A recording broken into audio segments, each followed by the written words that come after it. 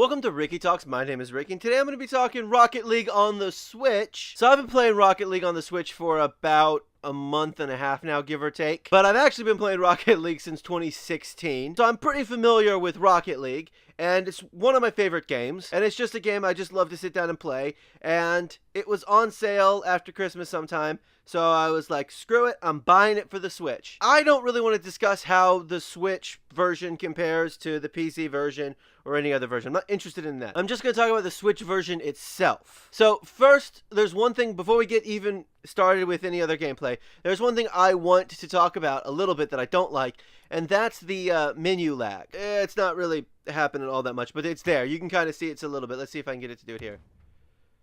There you go. Now you see how it took a second to get to the next car? Doesn't never happen on the PC version. So that's probably the only time I'm going to compare the two. But it doesn't always happen. See? It's pretty quick other times. That being said, one thing I do like, the fact that I have Samus Gunship, which took forever to get. You get it by playing games. And also Mario and Luigi. The Mario car is the orange car, and the Luigi car is the blue car. But it's kind of a little confusing given that Mario and Luigi are red and green. That being said, we're going to be playing with Samus Gunship because it's way cooler. Okay, so real fast, I want to talk about, I have a mutator on that ends the game after 5 goals. It prevents me, especially in these offline matches, exhibition matches, it lets the match end pretty quickly if I get a little goal happy, or if, God forbid, the other team get goal happy. That being said, one of the things that I do know about the Switch version is that it runs at 60 frames per second, and it looks really good, save for one element of it. There's no anti-aliasing, or there's very limited anti-aliasing. Okay, something's going on with my controller. Hang on. Sorry. The Switch itself actually sort of has more problems with playing Rocket League than Rocket League has. But I have to commend them for getting it at 60 frames per second. That being said, I think that they are grossly underselling the Switch's actual raw power. Because I really believe, and I believe everyone's doing it, and I wonder if these earlier Switch ports like Rocket League or, say, Doom or Skyrim will be looked back on at the Switch's life cycle as ones that were like, it was a good first effort, or if they'll look back and go, that's as good as it got. I don't know. I really don't. But I do think that, knowing what I know about Rocket League on the PC, there's no way at all that they couldn't get better graphical fidelity while at 1080p and 60 frames per second. There's just no way. Right now we're playing at 720 because my TV is a 720 TV, so I don't feel the need to play at 1080p if I don't have to. And I think that actually plays into a little bit of the way the game looks. Because I think there may be a little bit of super sampling happening. Like it's rendering it in 1080 and then pushing it down to a 720 screen. I scored, by the way. Pushing it down to a 720 screen, which creates a super sampling thing that's kind of really hot button right now. A hot topic. Because, I guess it's not a hot button thing, but it's a hot topic. Because both the Xbox One X and the PS4 Pro can do super sampling, although the Xbox One X does it a little bit better. I'm going to score again. Because why not?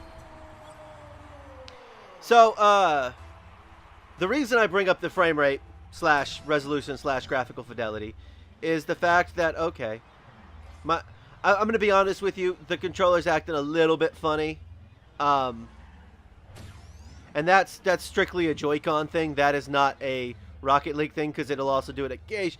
It doesn't do it that often, but apparently decided to do it when I was going to record this Ricky Talks. So, but the reason I bring it up is because they're going to be pushing out an update that increases the graphical fidelity of the game at the cost of frame rate. So a lot of it just depends on what you want. Do you want the game to look as good as possible? I got a hat trick. Or do you want the game to run with the highest frame rate it can? And to be honest with you, there are going to be people who are going to say, there are going to be people in both camps. And there are some people who will argue that people who are in the I want the game to look as good as possible, I don't care about 60 frames per second, are wrong. But those people who think that other people are wrong. I'm aware of the irony. No! Oh well. Not a big deal. I mean, it would have been a little bit better had it not been knocked in by one of my teammates. As far as the way the game looks right now, ignoring anything about any future updates, the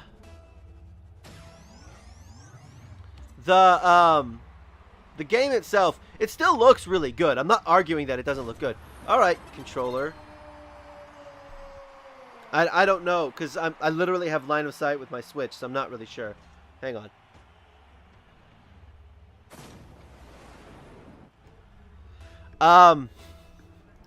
So it looks really good. The worst the game looks is when you're playing in handheld mode in an online match. The online matches are that's probably the weakest part of the Switch, and I think that that is because of the fact that in handheld mode you're using the battery. All games downscale a little bit, and I also think that because you're online, because when I play in like this sort of mode, someone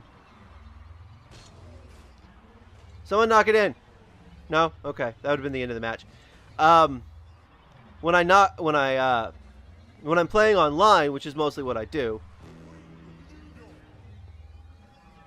I do notice that there is a bit of a downscaling of graphical quality, and I think that's all about saving battery. And I think on Wi-Fi, when you're using the internet constantly, it drains the battery a little bit more than if you're playing in this kind of the exhibition mode. So that's pretty much the worst it gets, and it's not unplayable, but it could be better. But then again, I don't know if that's a big enough deal to really care about. I personally would rather the game look better than worry about battery life. But I know some people, but I don't travel with my Switch that often, So, okay, well, the Switch's battery ran out. I'll just have to plug it in. I'm still sitting, watching TV. It's not that hard. So the only other real issue I have with the Switch is that no one can see my sweet car unless they also have the Switch version. We won.